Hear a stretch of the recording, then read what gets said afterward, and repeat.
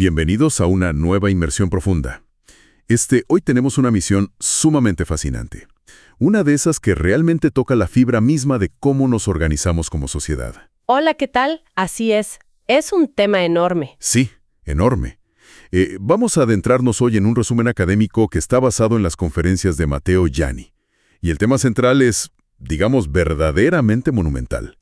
Es la teoría de la igualdad de recursos de Ronald Dworkin. Un peso pesado de la filosofía política, sin duda. Totalmente. Y para quienes nos escuchan, para todas las mentes curiosas que nos acompañan, la gran pregunta que guía nuestra exploración de hoy parece muy simple en la superficie, pero es increíblemente compleja en la práctica. La pregunta es, ¿qué significa realmente la igualdad? Claro. O sea, ¿acaso se trata de darle a todo el mundo exactamente lo mismo? ¿Una porción idéntica del pastel para todos?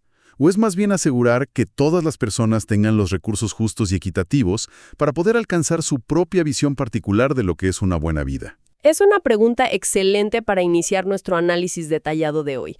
Y creo que la razón principal por la que este debate filosófico no se queda simplemente acumulando polvo en los libros de texto, sino que realmente respira en nuestra vida diaria, es porque define absolutamente todo en nuestro entorno social. Ajá. O sea, define cómo estructuramos nuestros debates sobre los impuestos, cómo pensamos en la salud pública, cómo justificamos los salarios, incluso cómo entendemos el mérito o la responsabilidad personal. Sí, lo vemos en las noticias todos los días. Exacto. Cuando en las noticias se debate si el Estado debe financiar un tratamiento médico de altísimo costo para una sola persona, o si debe, digamos, ampliar el seguro de desempleo, la sociedad está, sin darse cuenta, debatiendo estas mismas teorías filosóficas. Es como si estuviéramos aplicando a Dworkin sin saberlo. Así es. Y Dworkin ofrece una lente analítica muy particular para observar las desigualdades. Nos invita a preguntarnos, con mucha precisión empírica y moral, cuáles de esas desigualdades son genuinamente injustas y cuáles son sencillamente el resultado de la libertad humana y las decisiones individuales. Bien, vamos a desempacar esto paso a paso. Tengo entendido que Dworkin, a diferencia de otros teóricos de la justicia de su época, arranca rechazando por completo una idea que era súper popular, la noción de igualar el bienestar. Sí, él rechaza eso de tajo. Él argumenta que el bienestar es un concepto demasiado resbaladizo, ¿cierto? Como que lo que a una persona le genera una inmensa felicidad, no sé, leer un libro, a otra la deja completamente indiferente. Totalmente subjetivo. Exacto. Entonces, Dworkin propone que no podemos usar el bienestar como la vara de medir para la justicia. Debemos enfocarnos en algo tangible, que sí puede ser igualado, y a eso lo llama recursos. Exacto. Pero claro, para entender bien su postura, necesitamos saber contra quién está argumentando o debatiendo en este texto. Y aquí entra una figura inmensa en la filosofía, que es John Rawls. ¿Cómo encaja Rawls en todo este rompecabezas? Bueno, para ponerlo en contexto para nuestra audiencia, Rawls propuso un modelo liberal de la justicia que básicamente dominó el pensamiento político durante décadas. Su enfoque principal, de manera muy resumida, era que una sociedad justa debe estructurarse para mejorar al máximo la situación de los más desfavorecidos. Los que están en la base de la pirámide, digamos. Ajá, exacto. Sin embargo, Dworkin analiza este modelo y detecta dos grandes grietas en la teoría de Rawls, dos escenarios específicos donde esa idea choca de frente contra nuestras intuiciones morales más profundas. A ver, ¿cuál es el primer escenario? El primer gran problema surge cuando pensamos en las discapacidades físicas severas. Dworkin señala que si el único objetivo de la justicia es mejorar la suerte material de esa categoría general que Rawls llamaba los más desfavorecidos, podríamos llegar a una situación teóricamente absurda. ¿Absurda en qué sentido? Imaginemos a una sola persona con una discapacidad natural tan grave que requiere cuidados constantes. Necesita tecnología de punta médica, asistencia 24 horas al día, fisioterapia continua. Claro, costos médicos astronómicos. Exactamente. Bajo un esquema rawlsiano llevado a su extremo lógico, casi toda la riqueza producida por una sociedad entera podría destinarse únicamente a esa persona, en un intento infinito por aliviar un sufrimiento que los recursos externos lamentablemente no pueden borrar por completo. O sea, intentar compensar infinitamente algo que médicamente es incompensable rompería el sistema económico para todos los demás. Así es. Simbólicamente hay un problema inmenso al agrupar a las personas con discapacidades en una categoría general, sin considerar la naturaleza específica de su desventaja y los límites de los recursos. Entiendo. Pero me parece que el segundo escenario de Dworkin, el que le sigue en el texto, es el que realmente hace que cualquier persona que nos escuche se detenga en seco a pensar. Ah, sí, el clásico. Es el famoso ejemplo del surfista. Pensemos en alguien que decide, de manera totalmente voluntaria, consciente y apasionada, dedicar cada hora de su vida a surfear olas. Suena como una buena vida para algunos. Sí, claro. Se levanta a las 6 de la mañana todos los días, persigue la marea perfecta, vive en una furgoneta en la playa. Pasan los años y esta persona llega a los 45 años. No tiene habilidades laborales de oficina, no tiene un entrenamiento formal para ningún oficio. Y el cuerpo ya no le responde igual. Exacto. Sus rodillas ya no le permiten dominar el mar como antes, y de repente se encuentra sin un solo centavo en el bolsillo. No tiene ahorros. Según el enfoque raulsiano de igualar el bienestar o ayudar siempre a los menos favorecidos, la sociedad debería intervenir y mantenerlo, ¿verdad? Claro, porque estadísticamente ahora es uno de los más desfavorecidos. Pero Dworkin dice absolutamente que no. Exactamente. Dworkin levanta una barrera moral altísima ahí mismo. Él argumenta que no hay ninguna razón lógica ni ética para que la sociedad deba mantener económicamente a este surfista. ¿A través de los impuestos de los demás? Sí, a través de los impuestos de quienes madrugan para trabajar en fábricas, en oficinas, que sacrificaron su tiempo libre. Porque la desventaja actual del surfista, su pobreza a los 45 años, no es producto de una circunstancia trágica fuera de su control. ¿No es como una enfermedad? No es una enfermedad ni un desastre natural. Es el producto directo y completamente previsible de su propia elección. Esa persona eligió el sol, la arena y el tiempo libre por encima de la formación profesional o el ahorro. Pero un momento, a ver, para quienes nos están escuchando, ¿no suena eso un poco cruel? O sea, ¿de verdad la teoría sugiere que la sociedad debe cruzarse de brazos y dejar que alguien caiga en la miseria extrema simplemente porque quiso dedicar su juventud a surfear?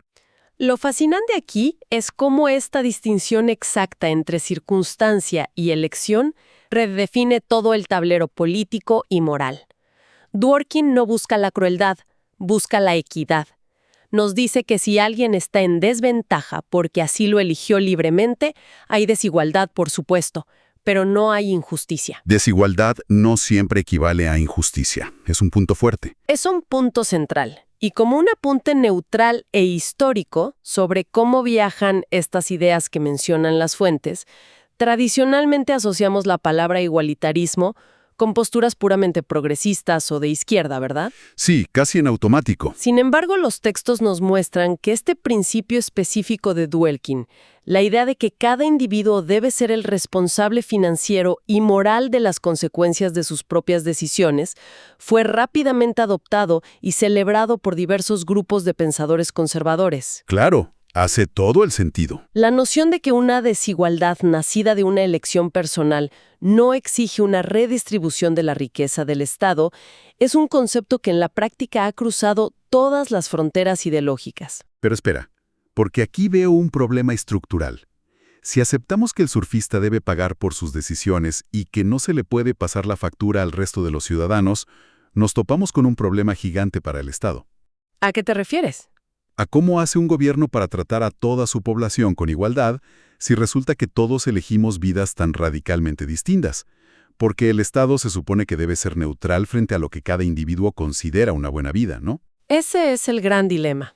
Y para resolverlo, Dworkin introduce lo que él llama sus dos virtudes soberanas, o criterios restrictivos, dependiendo de la traducción. Las reglas del juego, básicamente. Exacto. Son los dos pilares que sostienen que todo este sistema funcione sin colapsar. El primero es el principio de igual valor. ¿Y qué nos dice ese principio? Asume éticamente que la vida de cada persona tiene un valor inherente e igual al de cualquier otra, y que todos, sin excepción, tienen un interés genuino en hacer algo significativo con su existencia. Nadie nace deseando que su vida sea un desperdicio. ¿Ok? El Estado parte de una base de respeto absoluto hacia la dignidad de cada proyecto de vida. Así es, pero el contrapeso inmediato y estrictamente necesario es el segundo pilar, el principio de responsabilidad especial. Ahí entra la factura de nuestras decisiones. Exactamente. Este establece que, en el pleno ejercicio de la libertad, el individuo es el dueño absoluto de su voluntad, y por ende, debe asumir los costos económicos y sociales de las elecciones de vida que realiza. Me encanta cómo el material original ilustra esto con un problema buenísimo, el problema de los gustos de lujo. Es la analogía perfecta para esto. Para quienes nos escuchan, imaginemos que el proyecto de vida de una persona, lo que le hace verdaderamente sentir que su vida tiene sentido y le da bienestar, es llevar el estilo de vida de la realeza europea. Nada barato. Nada barato. Quiere beber la mejor champaña francesa todos los días, viajar en yates privados por el Mediterráneo y vivir en una mansión inmensa frente al mar. Si el Estado solo buscara igualar el nivel de felicidad o bienestar subjetivo, tendría un problema grave. Tendría que comprarle la champaña y el yate a esta persona, solo para que se sienta tan bien como alguien que es inmensamente feliz, no sé, simplemente leyendo un libro prestado en un parque público. Es absurdo. Dworkin señala exactamente lo absurdo de esto. Si alguien cultiva gustos de lujo, esa misma persona debe financiarlos. El umbral está clarísimo. La desigualdad generada por elecciones costosas es simplemente la factura de la propia responsabilidad. No puedes exigirle a la sociedad que te pague el yate. Sin embargo, y esto es fundamental para nuestra audiencia, a la que le gusta ir un paso más allá en el pensamiento crítico, este principio de responsabilidad especial nos obliga a hacernos una pregunta empírica bastante incómoda. ¿Cuál sería? ¿Qué significa realmente elegir por completo un proyecto de vida? Esa es la pregunta del millón en sociología. Totalmente. Dworkin parece construir su modelo teórico asumiendo que nuestras decisiones surgen de una voluntad pura, aislada en un laboratorio, libre de influencias. Pero en la cruda realidad empírica, el contexto social, el código postal en el que nacemos, la educación que recibimos y las constantes presiones culturales limitan y moldean severamente lo que consideramos nuestras opciones. Claro, a veces una persona cree estar tomando decisiones completamente libres, pero en realidad esas elecciones están fuertemente condicionadas por un tablero de juego que esa persona no diseñó. Exacto. Es un matiz sociológico que abre grietas importantes en la aplicación estricta de la teoría de Dworkin. No siempre es tan fácil separar elección de circunstancia. Definitivamente. La línea entre la pura libertad individual y el condicionamiento social es súper difusa.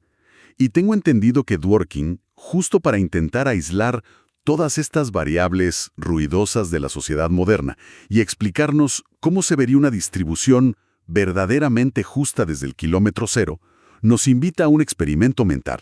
El famoso experimento de la isla. Un escenario que parece sacado de una novela clásica de náufragos. ¿Cómo funciona exactamente esta analogía de la isla desierta? Porque es la piedra angular de su argumento. Es un experimento fascinante para ilustrar la igualdad de recursos.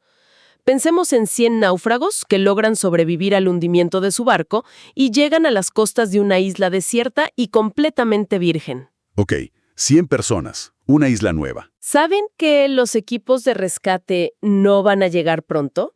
Así que no tienen más remedio que fundar una nueva sociedad desde cero. La isla está llena de recursos externos diversos. Hay tierras muy fértiles en el norte, bosques madereros en el centro y zonas ricas en pesca en la costa sur. Bien, y tienen que repartirse todo eso. La gran pregunta es, ¿cómo se reparten estos recursos para que la distribución sea éticamente justa? Dworkin dice que la solución perezosa sería simplemente dividir la isla en 100 pedazos geométricamente iguales. Una currícula perfecta. Sí, pero eso sería súper injusto, porque las tierras son diferentes y las metas de vida de los náufragos también. Alguien querrá cultivar trigo en el norte, otro querrá construir cabañas con la madera y otro querrá pescar en el sur. Darles a todos lo mismo ignoraría sus planes de vida. Entonces, ¿qué propone? El modelo propone que a cada náufrago se le entreguen 100 conchas marinas que funcionarán como una moneda originaria, idéntica e igualitaria.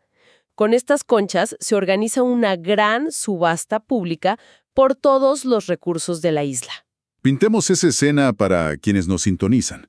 100 personas en la playa, cada una con 100 conchas exactas en la mano. Nadie empieza siendo más rico que el de al lado. Exacto, equidad total de poder adquisitivo. No hay herencias, no hay monopolios previos, no hay clases sociales. Todos tienen exactamente el mismo poder para pujar por los recursos que mejor se adapten a la vida que quieren construir. Pero, a ver, ¿cómo sabemos si la subasta funcionó? ¿Cómo sabemos si el resultado final de ese reparto fue verdaderamente justo?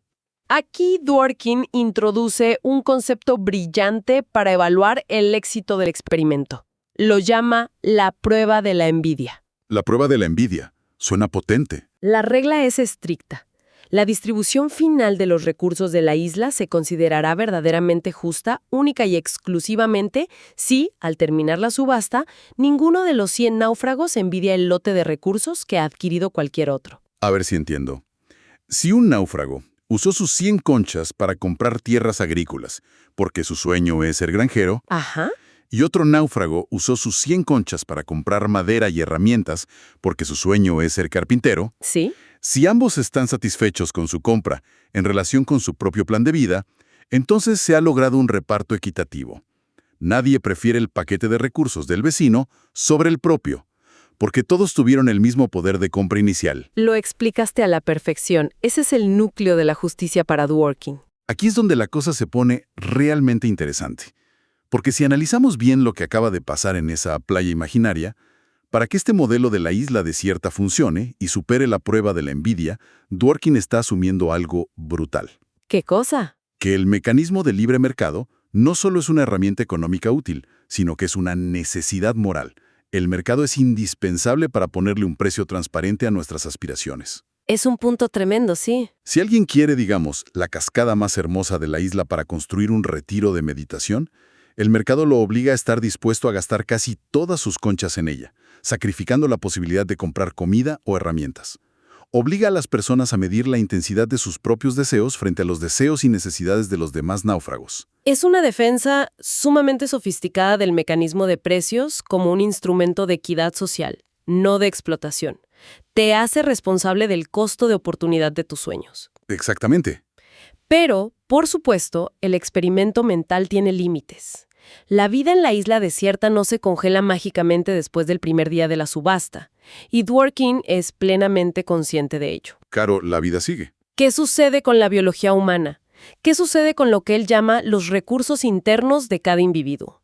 Los talentos, la salud. Es decir, el metabolismo, la salud genética, los talentos innatos o la resistencia física frente a las enfermedades. La subasta con conchas marinas resuelve magistralmente el problema de los recursos externos, como la madera o la tierra cultivable, pero no hace absolutamente nada para resolver el problema del azar biológico. Y ahí está el gran giro en la trama de esta teoría. Volvamos a la isla por un momento para aterrizar la idea. Pensemos en ese náufrago que gastó sus 100 conchas sabiamente, sin envidiar a nadie. Compró las mejores tierras, un arado impecable, y su proyecto de vida es ser el mayor agricultor de la isla. Todo es justo según la prueba de la envidia. Un escenario perfecto hasta ahí. Pero, a los 6 meses de estar cultivando, sufre un accidente terrible o desarrolla una enfermedad degenerativa imprevista. Pierde por completo su capacidad física para trabajar la tierra. Su desventaja ahora no tiene absolutamente nada que ver con haber tomado una mala decisión en la subasta. Es pura, cruda y trágica mala suerte. Así es. ¿Acaso la teoría dice que la sociedad de la isla debe dejarlo a su suerte solo porque el punto de partida inicial de las conchas fue equitativo? Si Dworkin dijera que sí, su teoría sería francamente monstruosa. Él entiende que hacer eso sería moralmente inaceptable. Por eso, a diferencia de otros teóricos liberales más extremos o libertarios, se toma el problema de la mala suerte muy en serio. Menos mal. ¿Y cómo lo soluciona en su modelo? La genialidad de su solución radica en introducir un mercado de seguros hipotético que debe ocurrir antes de que se lleve a cabo la subasta principal. La idea es que de esas 100 conchas iniciales, cada náufrago debe decidir, en total libertad, cuántas quiere apartar para aportar a un fondo de seguro colectivo contra la mala suerte, las enfermedades crónicas o los accidentes laborales. Y aquí entra a jugar la psicología humana frente al riesgo. Completamente. Entran los perfiles de riesgo. Para quienes nos escuchan, esto suena muy parecido a cuando compramos un seguro para el automóvil en la vida real, ¿no? Existen diferentes formas de afrontarlo. Es una excelente analogía. Algunos juegan a lo que en teoría de juegos se llama Maximin, que en términos sencillos sería como comprar la póliza de seguro de auto más cara y completa del mercado, con cobertura contra todo riesgo, robos, granizo, accidentes, daños a terceros. Aunque eso signifique quedarse con muy poco dinero para ponerle gasolina al coche después. Lo hacen para estar ultra protegidos frente al peor escenario posible. Minimizan el riesgo máximo. Exacto. Y por otro lado están los que juegan al Maximax. Los amantes del riesgo. Los que juegan al Maximax son aquellos que deciden comprar únicamente el seguro de responsabilidad civil obligatorio, el más barato de todos, gastando tal vez una sola concha de sus 100. Prefieren retener las 99 conchas restantes para apostarlo todo en la subasta y adquirir la mayor cantidad de tierras o madera posibles. Asumen un riesgo inmenso buscando una recompensa inmensa. Esto tiene consecuencias sociales profundas en la isla una vez que la vida avanza. Si un náufrago decide apostarlo todo, no comprar seguro de salud amplio y luego se tuerce el tobillo y no puede trabajar por un mes, bajo la visión estricta de Dworkin, esa persona debe asumir las consecuencias de su apuesta. Claro, no puede ir a llorarle al fondo colectivo. La sociedad de la isla no tolerará a un free rider, es decir, a un aprovechado que busca beneficiarse de los recursos médicos financiados por las conchas de los demás, cuando él mismo decidió no contribuir al fondo por ambición. Así es, no hay espacio para el parasitismo en este modelo. Pero, y me parece que este es un pero vital para la moralidad del sistema, la sociedad sí utilizará este gran bote solidario del seguro colectivo para intervenir activamente en casos de desgracias verdaderamente graves e imprevistas. Sí, el fondo existe para proteger la dignidad humana básica frente al azar ciego. Hablamos de accidentes incapacitantes severos o discapacidades físicas naturales con las que alguien nace. El objetivo absoluto es que esa persona reciba suficientes recursos compensatorios para poder llevar una vida digna, demostrando que el Estado mantiene una igual atención hacia su situación, mitigando así los infortunios puros de la suerte. Lo que Dworkin intenta construir al final es un equilibrio sumamente delicado. Exige una mano firme respecto a la responsabilidad personal para evitar abusos económicos, pero requiere una mano sumamente compasiva frente a las tragedias inmerecidas. Todo esto suena como una arquitectura filosófica impecable en el papel. ¿Te hace sentir que resolviste el problema de la sociedad? En la teoría, funciona como un reloj suizo. El problema es que al llevar esta teoría, que es conocida en el mundo académico como el igualitarismo de la suerte, a nuestro complejo mundo real, comienzan a aparecer grietas gigantescas. Grietas inevitables cuando chocas con la naturaleza humana. Porque trazar una línea perfecta, matemática, que separe lo que es pura mala suerte de lo que es una mala elección humana, resulta ser, en la práctica, una zona gris interminable y llena de contradicciones. Y es precisamente en esas zonas grises donde entran los críticos de Dworkin con una fuerza argumentativa demoledora. El material de las conferencias nos presenta, por ejemplo, la perspectiva de la filósofa Elizabeth Anderson. ¿Qué nos dice Anderson al respecto? En un texto fundamental publicado en 1999, Anderson cuestiona el núcleo mismo de este enfoque de seguros, subastas y suerte. Ella plantea una duda práctica que desarma el modelo. Desde una perspectiva verdaderamente humana y empática, ¿podemos realmente suspender la ayuda moral y médica a una persona y dejarla caer en condiciones de indignidad absoluta o incluso la muerte, basándonos únicamente en la fría justificación de que tomó una mala decisión respecto a su seguro? Es una pregunta durísima. Anderson sugiere que el propósito real de la igualdad no es que el Estado ande auditando los errores financieros del pasado de la gente como si fuera un contador, sino evitar las relaciones de opresión y asegurar que absolutamente todos tengan una base de respeto y supervivencia en la sociedad, sin importar lo mal que hayan elegido. Y para materializar esa crítica de Anderson y que nuestra audiencia lo visualice mejor, el texto nos propone pensar en dos casos contrastantes, que literalmente destrozan la distinción fácil entre el azar y la elección. A ver. Primero, imaginemos a un bombero profesional. Esta persona ha elegido libre y conscientemente dedicar su vida a una profesión altamente peligrosa. Una elección 100% voluntaria. Exacto. La estadística médica nos dice claramente que su esperanza de vida puede reducirse debido a la inhalación constante de humo o a los riesgos de quemaduras en los incendios estructurales. Esa futura reducción de su salud es, desde una óptica fríamente técnica y dworkiniana, el producto de una elección de vida consciente. Él sabía a lo que se exponía. Bajo una interpretación rígida del modelo de responsabilidad, ¿debería la sociedad negarle apoyo médico público si desarrolla problemas respiratorios crónicos a los 50 años, argumentando que nadie lo obligó a firmar un contrato como bombero? La intuición moral de la inmensa mayoría grita que no. Al contrario, sentimos que la sociedad tiene el deber de ayudarlo e incluso de honrarlo. Es un ejemplo potentísimo, porque muestra que valoramos ciertas elecciones riesgosas. Pero ahora tomemos el contrapeso que presenta el material, que es el de un deportista extremo. Pensemos en un tablista de nieve, un snowboarder. ¿Ok? Llega a una montaña, ve todos los carteles rojos gigantes de peligro extremo de avalancha, decide ignorarlos flagrantemente por la pura adrenalina.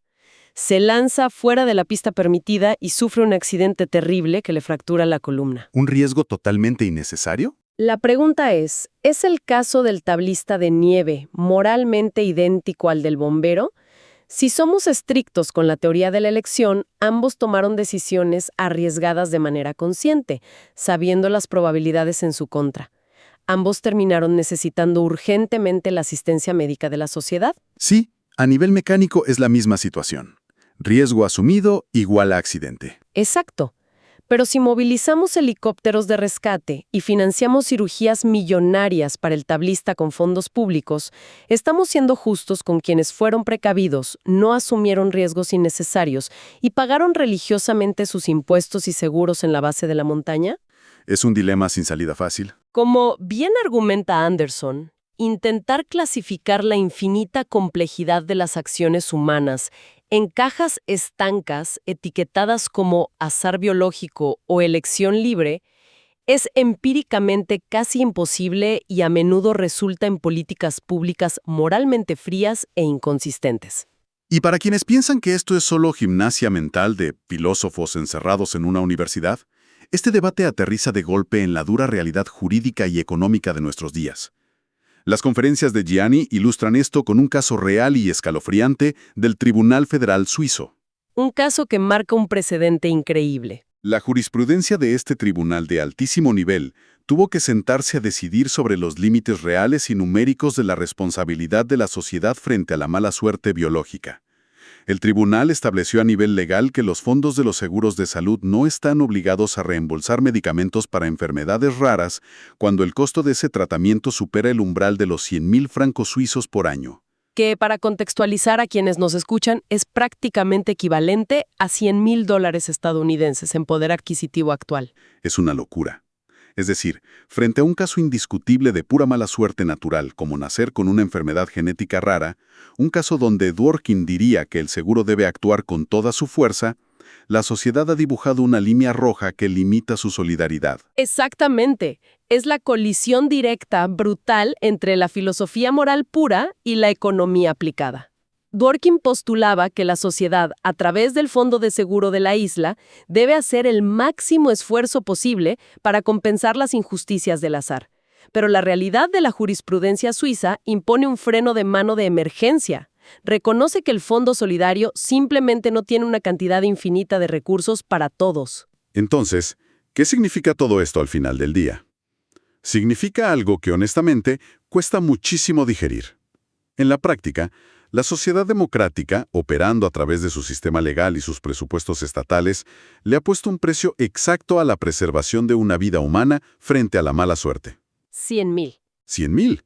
Si el tratamiento para salvar o mejorar radicalmente tu vida cuesta 105.000, el sistema decreta que es demasiado caro para los fondos colectivos. Se nos obliga a vivir en una tensión perpetua equilibrando el deseo humano de compasión infinita con los muros inflexibles de la escasez económica. Es un pacto social que siempre estará al borde de la ruptura, negociando constantemente dónde trazamos la frontera entre abandonar a alguien a su trágica suerte y llevar a la sociedad entera a la bancarrota sistémica por intentar salvar a todos sin importar el costo. Ha sido un recorrido intelectual verdaderamente vertiginoso. Empezamos preguntándonos qué es la justicia distributiva y la igualdad frente al bienestar. Viajamos a una playa imaginaria con 100 náufragos organizando subastas con conchas marinas, nos metimos a debatir el estilo de vida de un surfista de 45 años y terminamos enfrentándonos a la cruda frialdad de los tribunales, dictando el valor en moneda de los tratamientos médicos frente a enfermedades genéticas raras. Pasamos por todo el espectro humano. Así es. Creemos firmemente que esta inmersión profunda de hoy le ofrece a nuestra audiencia unos lentes completamente nuevos para interpretar el mundo. La próxima vez que quienes nos escuchan vean un encendido debate en las noticias sobre reformas al sistema de salud, aumentos de impuestos o subsidios de desempleo, ya no verán simplemente una pelea de números o a políticos gritando. Verán la tensión filosófica profunda entre la suerte, las consecuencias de las decisiones personales y los dolorosos límites de la solidaridad humana. Y para cerrar esta exploración de hoy, hay una reflexión provocadora que surge inevitablemente al conectar los principios de estas fuentes académicas con el horizonte de nuestro futuro inmediato. Si toda la arquitectura de la teoría de Dworkin descansa sobre la posibilidad de distinguir entre la mala suerte inesperada y las consecuencias de nuestras elecciones, ¿qué sucederá en un futuro muy cercano? Un futuro que ya estamos tocando, dominado por la inteligencia artificial y los algoritmos biomédicos hiperpredictivos. Uy, claro. Si la tecnología médica avanza al punto de poder analizar el ADN y predecir con casi absoluta certeza, desde el mismo momento del nacimiento, qué individuo va a desarrollar enfermedades graves costosas y quién tendrá una salud de hierro, entonces el factor azar y la incertidumbre desaparecen casi por completo de la ecuación social. Ya no hay riesgo desconocido. Exacto. Si la suerte ya no es ciega, sino un dato estadísticamente conocido desde la cuna, se derrumba todo nuestro sistema mundial de seguros y solidaridad, el cual está basado históricamente en compartir riesgos desconocidos entre todos. ¿O acaso este nivel perturbador de conocimiento previo nos obligará como civilización a ser radicalmente más compasivos, obligándonos a reescribir desde cero lo que entendemos por igualdad? Es una pregunta monumental para dejar resonando en nuestras mentes y debatir en nuestras propias mesas. Hasta aquí llega nuestro análisis detallado. Ha sido un placer absoluto desgranar estas ideas hoy. Que la curiosidad de quienes nos escuchan no descanse. Nos encontramos en la próxima exploración.